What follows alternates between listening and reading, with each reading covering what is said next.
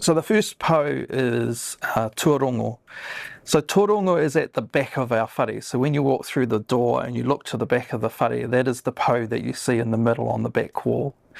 That is a place that we go to for institutional knowledge, for wisdom, institutional memory. It is about all the past experience of your organisation. What has shaped the beliefs of your organisation, the values of your organisation.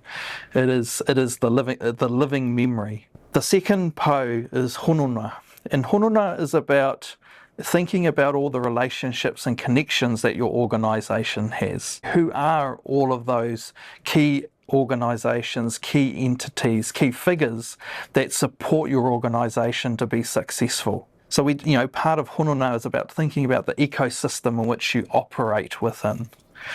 The third po is mokopuna.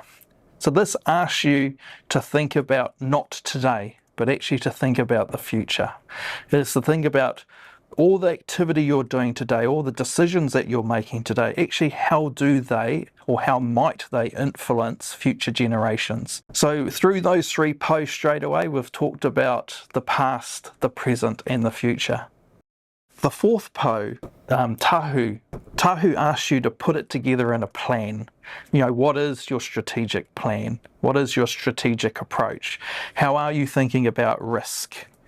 How are you thinking about the types of capability you might need? So it is about actually what is the strategy you're looking to deploy to live up to your purpose and achieve your vision. But that's all inside the whare. There's one key po that sits outside the whare, and that is te tumu.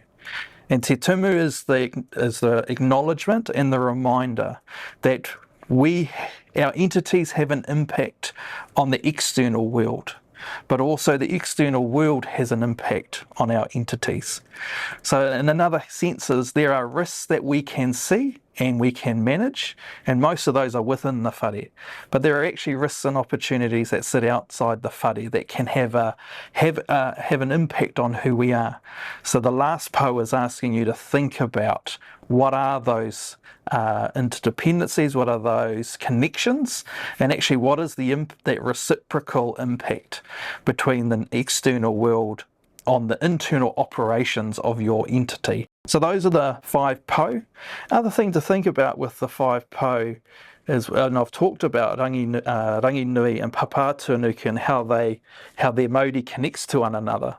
Actually, the Māori flows through the po. The po actually creates the connection between rangi and papa, but also creates the separation in our creation story.